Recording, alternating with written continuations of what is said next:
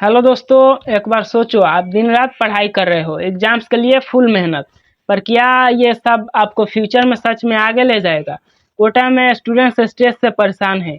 गांव के स्कूल्स में टीचर्स नहीं और ग्रेजुएट्स बोलते हैं कि जॉब्स नहीं मिल रही। तो क्या इंडिया का एजुकेशन सिस्टम असल में खराब हो गया है? आज हम इसको समझेंगे, सच्चे स्टेट्स, रियल स्टोरीज और कैसे इसको ठीक कर सकते हैं, सब बात करेंगे। तो ये वीडियो पूरा देखिए, लाइक कीजिए और अपने दोस्तों के साथ शेयर भी कीजिए। तो दोस्तों, आपका स्वागत है मेरे दूसरे वीडियो में। पहला वीडियो तो आपने देखा, मेरा इंट्रो, और अब हम एक बड़े टॉपिक पे बात करेंगे, इंडिया एजुकेशन सिस्टम। ये हर स्टूडेंट, पेरेंट या टीचर के लिए ज़रूरी है।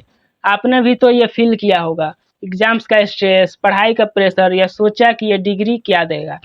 क्या हमारा सिस्टम हमें आज के ज़माने के लिए तैयार कर रहा है या कुछ गलत है? आज हम इसकी हिस्ट्री से लेके आज तक का हाल देखेंगे, रियल बातें सुनेंगे और सॉल्यूशंस भी सोचेंगे। तो चलो बिना टाइम वेस्ट किए वीडियो को शुरू करते हैं। तो दोस्तों, पहले ये समझते हैं कि हमारा एजुकेशन सिस्टम आया कहाँ से। बहुत पहले इंडिया में गुरुकुल होते थे। स्टूडेंट्स गुरु के साथ रहते, वेदास पढ़ते, मैथ्स, फिलोसॉफी, एस्ट्रोलॉजी और आयुर्वेदा भी पढ़ते। सच में अमेजिंग था। नालंदा यूनिवर्सिटी 2500 साल पहले इतनी बड़ी थी कि 10,000 स्टूडेंट्स वहाँ पढ़ते थे। दूर दूर से लोग आते थे। फिर ब्रिटिश आए, उन्होंने अपना सिस्टम डाल दिया, इंग्लिश स्कूल्स, रोट लर्निंग और एग्जाम्स, बस ऑफिस के लिए, क्लर्क्स बनाने के लिए। आज़ादी के बाद हमने कोशिश की। 1947 में सिर्फ 18% लोग पढ़ सकते थे, आज 77 तक पहुंच गए।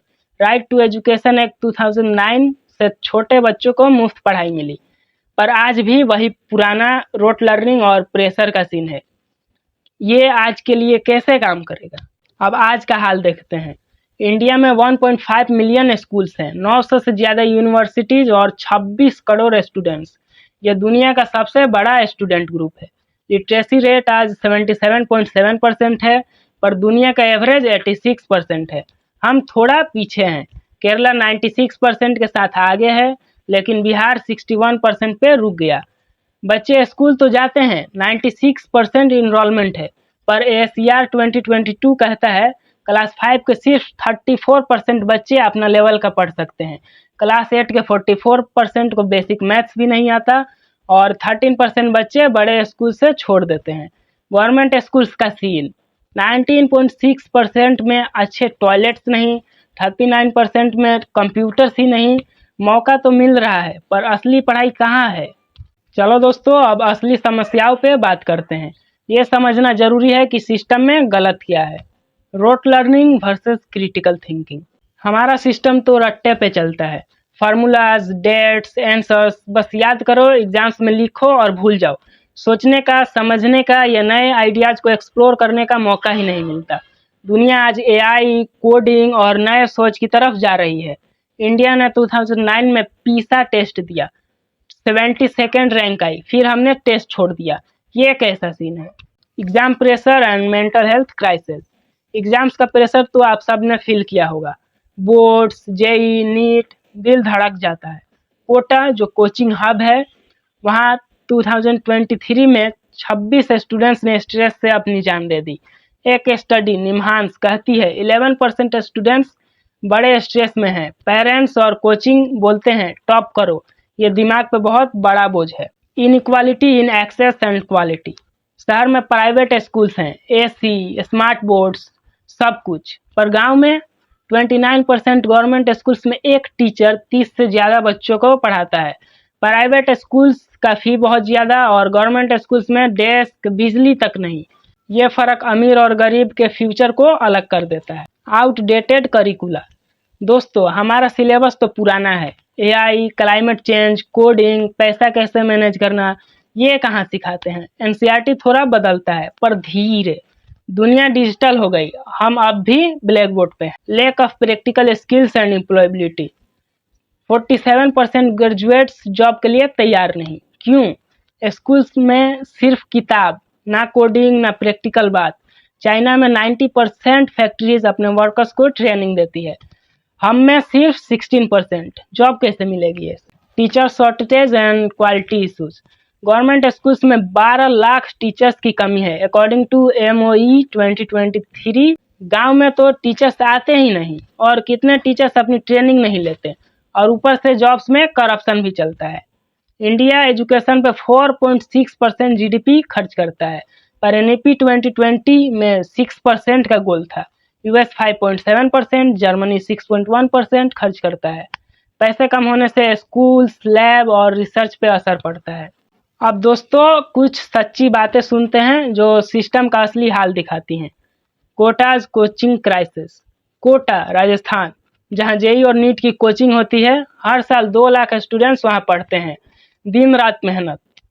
पर 2023 में 26 स्टूडेंट्स ने स्ट्रेस की वजह से अपनी जान दे दी, as per the report of NCRB 2023। And ऐसे न्यूज हमें अक्सर सुनने को मिलते रहते हैं। ये दिखाता है कि प्रेशर कितना बड़ा इशू है। Rural school struggles. बिहार के स्कूल्स का हाल सुनो। SER 2022 कहता है क्लास 5 के 65% बच्चे बेसिक सब्सट्रैक्शन नहीं कर सकते। एक स्कूल में 200 बच्चों पर सिर्फ 2 टीचर्स हैं। ब्लैक बोर्ड टूटा, बारिश में छत टपकती है। ये कैसी पढ़ाई है? Unemployment challenges. एक रिपोर्ट इंडिया स्किल्स रिपोर्ट 2023 कहती है 47% ग्रेजुएट्स जॉब के लिए रेडी नहीं। बीटेक करके भी बहुत लोगों के पास स्किल्स नहीं, सिर्फ डिग्री है, इसलिए जॉब के लिए परेशान है। दोस्तों गवर्नमेंट ने भी तो कुछ कोशिश की है, ये काफ़ी है क्या? चलो देखते हैं। Right to education act 2009। इस एक्ट से 6 से 14 साल का बच्चों को मुफ्त पढ़ाई का हक मिला।